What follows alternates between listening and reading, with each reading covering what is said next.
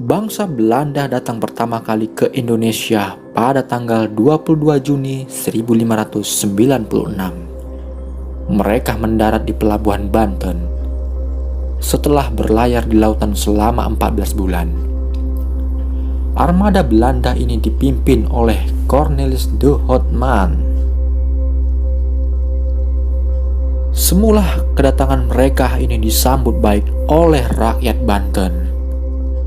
Tetapi lama-kelamaan Belanda menunjukkan sikap yang serakah, kasar, dan sombong. Mereka memaksa rakyat Banten untuk menyediakan lada dan tidak mau membayarnya. Hal inilah yang menyebabkan rakyat Banten mengusirnya. Akhirnya, dengan terpaksa Belanda harus menyingkir dari Banten. Orang-orang Belanda kemudian berlayar ke Bali. Namun, armada Belanda di Bali tidak mendapat sambutan dengan baik.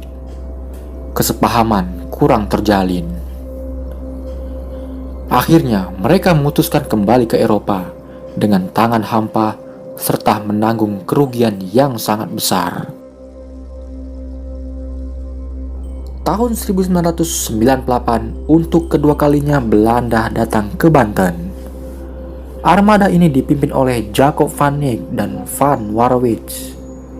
Sikap mereka lebih ramah daripada sebelumnya, sehingga kedatangan mereka ini disambut dengan baik. Dan karena sudah bersikap ramah, orang Indonesia mengizinkan mereka berdagang. Orang Belanda semakin banyak yang datang ke Indonesia. Pelayaran bangsa Belanda yang kedua ini berhasil mendapatkan hasil yang sangat memuaskan. Mereka pulang ke negeri Belanda dengan kapal-kapal yang dipenuhi rempah-rempah. Terbukanya jalur perdagangan di Indonesia menyebabkan munculnya persaingan di antara pedagang, baik dengan Belanda sendiri pun maupun dengan pedagang Eropa lainnya. Mereka bersaing untuk membeli rempah-rempah sebanyak-banyaknya dari Indonesia. Pada akhirnya tanggal 20 Maret 1602, Belanda mendirikan Persatuan Dagang atau Kongsi Dagang, yaitu Perkumpulan Dagang Hindia Timur atau yang disingkat VOC. Tujuan utama didirikannya VOC adalah untuk memenangkan persaingan dagang dan mendapat keuntungan yang sebesar-besarnya. Pimpinan VOC disebut Gubernur Jenderal. Gubernur Jenderal VOC yang pertama adalah Peter Booth. Untuk memperkuat kedudukan VOC di Indonesia, pemerintah Belanda memberikan hak istimewa atau hak oktroy kepada VOC.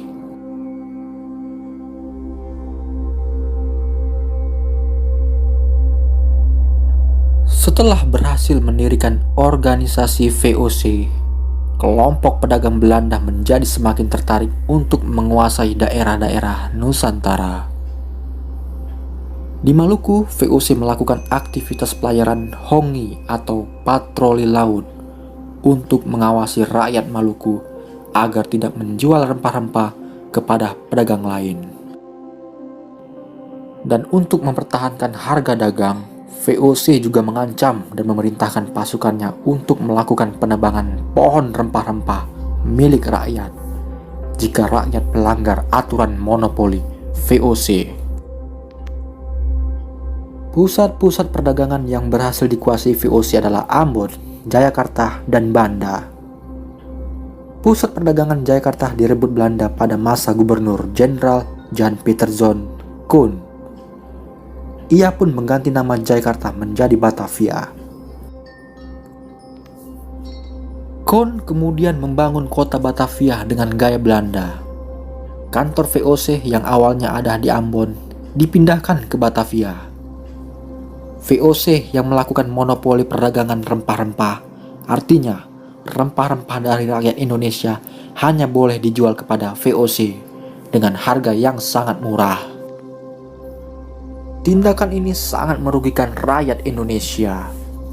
Monopoli perdagangan VOC dilakukan dengan cara kekerasan terhadap penduduk yang berasal dari daerah penghasil rempah-rempah di Indonesia.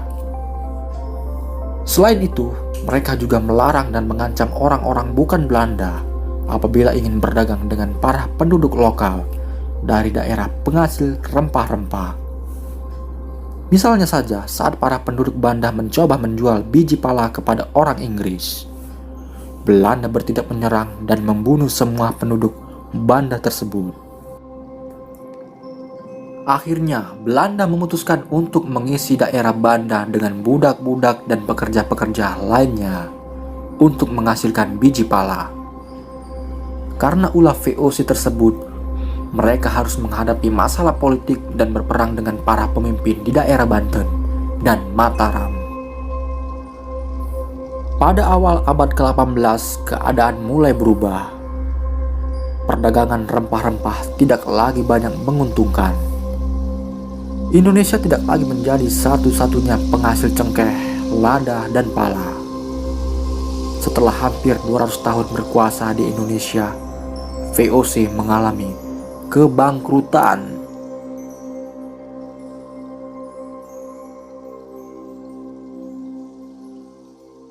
Pada tanggal 31 Desember 1799, akhirnya VOC resmi dibubarkan oleh pemerintah Belanda. Pada tanggal 1 Januari 1800, kekuasaan VOC di Indonesia digantikan langsung oleh pihak pemerintah kerajaan Belanda. Semua hutang VOC ditanggung oleh kerajaan Belanda. Semenjak VOC bangkrut, saat itu Inggris menunjuk Thomas Stamford Raffles sebagai letnan gubernur di Hindia Timur alias Nusantara. Kekuasaan Inggris di Indonesia ini diwakili oleh kongsi dagang Inggris bernama East Indian Company atau EIC yang berkedudukan di Kalkuta, India. Berbeda dengan Belanda yang sangat menyiksa sekali rakyat Nusantara, kalau Inggris memang tidak begitu sadis. Masa kekuasaan Raffles singkat yaitu 1811 sampai 1816. Hal ini dikarenakan kekalahan Napoleon dalam pertempuran Leipzig melawan pasukan koalisi Rusia, Austria, dan Swedia. Kekalahan Inggris artinya kemerdekaan bagi Belanda. Kemerdekaan itu membuka ruang bagi perundingan dengan Inggris terkait bekas-bekas wilayah kekuasaannya, termasuk di Nusantara.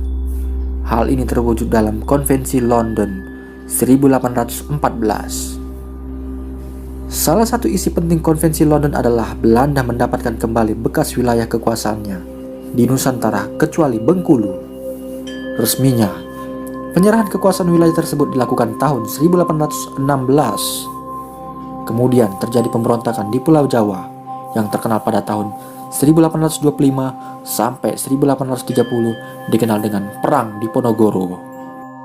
Sebab terjadinya perang dikarenakan pemasangan patok pembatas oleh Belanda untuk membangun jalan yang melewati makam tanah leluhur Pangeran Diponegoro di Tegalrejo tanpa izin, sehingga dianggap sebagai penghinaan terhadap Pangeran Diponegoro. Namun, sayangnya peperangan ini belum menjadikan Indonesia bebas dari penjajahan Belanda, dikarenakan kalah strategi. Semakin lama, rakyat pribumi ingin lepas dari penjajahan Belanda, karena beberapa sistemnya yang tidak masuk akal dan menyengsarakan seperti sistem tanam paksa yang disebut kerja rodi, di mana penduduk diharuskan menanam rempah-rempah tanpa beristirahat, berakibat jatuhnya banyak korban. Maka mulai berdirilah gerakan nasionalis pertama di tahun 1905, yaitu Serikat Dagang Islam, yang kemudian disusul oleh Budi Utomo pada tahun 1908. Hal tersebut kemudian memicu terjadinya penindasan oleh pihak Belanda dengan mengasingkan para pelajar dan pemimpin rakyat pribumi. Pada tahun 1928, para pemuda Indonesia pun memberanikan diri untuk mengadakan deklarasi akan kedaulatan negerinya. Maka terciptalah Sumpah Pemuda. Hal ini menandakan bahwa seluruh rakyat pribumi tidak lagi berjuang sendiri-sendiri, namun bersatu untuk mengusir penjajah. Dengan semangat dan tekad ini membuat persatuan di kalangan anak muda semakin kuat. Tidak heran tidak di seluruh Nusantara menggebu-gebu untuk merebut kemerdekaan dari Belanda. Pada tahun 1940, Belanda mengalami serangan dari berbagai negara oposisinya seperti Jerman dan Jepang. Jepang menyerang pangkalan laut Amerika Serikat pada 7 Desember 1941 di pelabuhan Pearl Harbor. Penyerangan ini bertujuan untuk melumpuhkan kekuatan sekutu seperti negara Amerika Serikat, Inggris, dan Belanda yang diperkirakan akan menjadi ganjalan bagi ekspansi Jepang di Asia. Serangan tersebut mampu menenggelamkan dan merusak 21 unit kapal armada Amerika Serikat dan menewaskan 2.403 tentara Amerika Serikat. Sementara 1.178 orang mengalami luka-luka. Serangan ini menjadi titik awal terjadinya perang di kawasan Asia Pasifik dan menjadi salah satu sebab khususnya terjadi Perang Dunia Kedua. Lalu, pada tanggal 8 Desember 1941, Kongres Amerika Serikat dan Gubernur Jenderal Hindia Belanda pun mengumumkan pernyataan perang terhadap Jepang. Pada tanggal 11 Januari 1942, tentara Jepang Right-Wing Unit dan pasukan Angkatan Laut Kure yang berjumlah 20.000 unit mendarat di pantai timur, wilayah Tarakan, Kalimantan Timur. Kedatangan Jepang disambut gembira rakyat Indonesia pada masa itu, yang bertujuan untuk mengusir Belanda yang berkuasa kala itu. Terjadilah pertempuran. Dalam pertempuran ini, Belanda berusaha bertahan dengan 1.300 serdadu Batalion 7 Koninklijke Nederland Indisch Leger atau disingkat KNIL dengan beberapa kapal perang ringan, pesawat tempur, dan bomber. Akhirnya, pasukan KNIL Belanda menyerah pada tanggal 12 Januari 1942. Lebih dari setengah pasukan Belanda gugur dalam pertempuran ini. Pada bulan Februari-Maret 1942, Jepang melakukan serangan laut besar-besaran ke Pulau Jawa.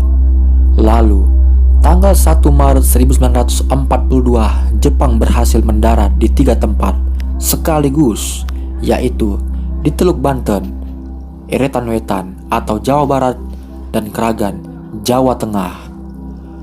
Pertempuran Laut Jawa pun terjadi antara armada laut Jepang dan armada gabungan yang dipimpin oleh Laksamana Karel Doorman. Akhirnya, tanggal 5 Maret 1942, Batavia pun jatuh ke tangan Jepang. Tentara Jepang terus bergerak ke kota-kota lain di Jawa sehingga dengan mudah kota-kota tersebut jatuh ke tangan Jepang. Pada tanggal 8 Maret 1942 dilakukan perundingan antara pihak Belanda, Letnan Jenderal Terpoorten, dan pihak Jepang, Jenderal Hitoshi Imamura. Hasilnya tercapai kapitulasi Kalijati yang menandai berakhirnya kekuasaan Hindia Belanda di Indonesia yang digantikan oleh pihak Jepang. Ternyata penyerangan Jepang terhadap Pearl Harbor tersebut berpengaruh pada kondisi Indonesia pada zaman itu.